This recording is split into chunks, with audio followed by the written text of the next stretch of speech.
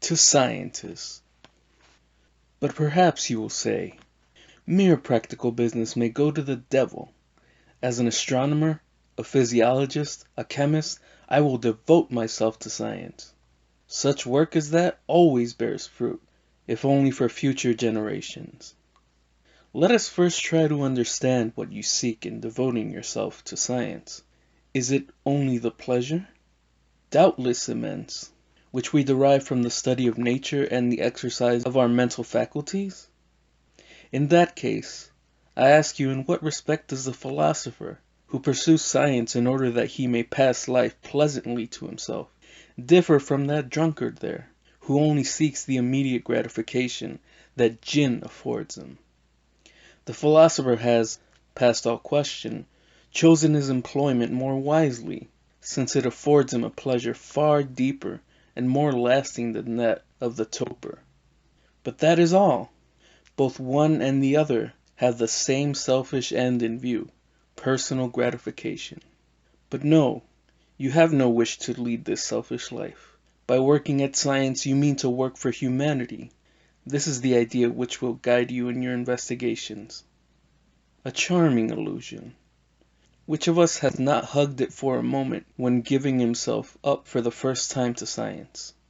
But then, if you are really thinking about humanity, if it is the good of mankind at which you aim, a formidable question arises before you.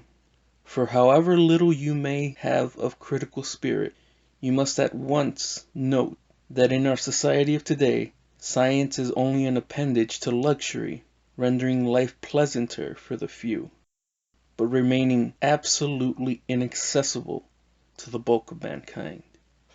More than a century has passed since science laid down sound propositions as to the origins of the universe. But how many mastered them or possess the really scientific spirit of criticism? A few thousands at the outside, who are lost in the midst of hundreds of millions still steeped in the prejudices and superstitions worthy of savages, who are consequently ever ready to serve as puppets for religious impostors. Or, to go a step further, let us glance at what science has done to establish rational foundations for physical and moral health. Science tells us how we ought to live in order to preserve the health of our own bodies, how to maintain in good condition the crowded masses of our population. But does not all the vast amount of work done in these two directions remain a dead letter in our books? We know it does. And why? Because science today exists only for a handful of privileged persons.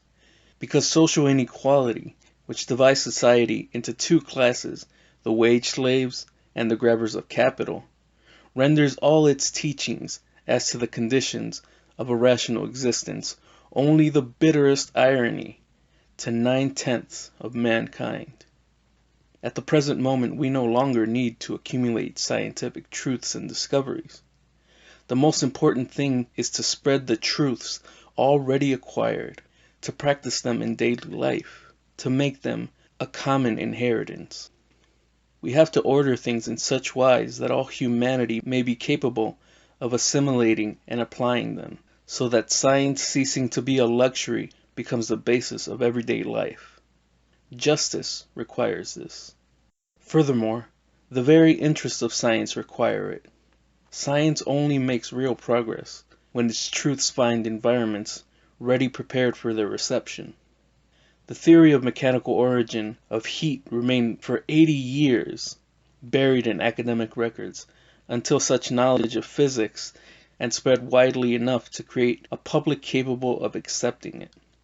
3 generations had to go before the ideas of Erasmus Darwin on the variation of species could be favorably received from his grandson and admitted by academic philosophers, and even then not without pressure from public opinion. The philosopher, like the poet or artist, is always the product of the society in which he moves and teaches.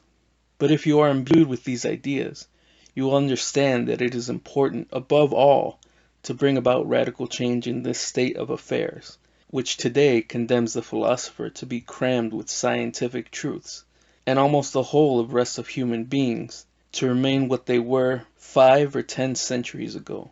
That is to say, in the state of slaves and machines, incapable of mastering established truths.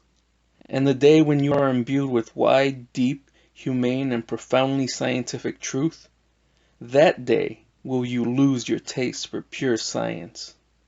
You will set to work to find out the means to effect this transformation. And if you bring to your investigation the impartiality which has guided you in your scientific researches, you will of necessity adopt the cause of socialism. You will make an end to sophisms and will come among us. Weary of working to procure pleasures for this small group, which already has a large share of them, you will place your information and devotion at the service of the oppressed. And be sure that the feeling of duty accomplished and of a real accord established between your sentiments and your actions, you will then find powers in yourself, of whose existence you never even dreamed, when too, one day, it is not far distant in any case, saving the presence of our professors.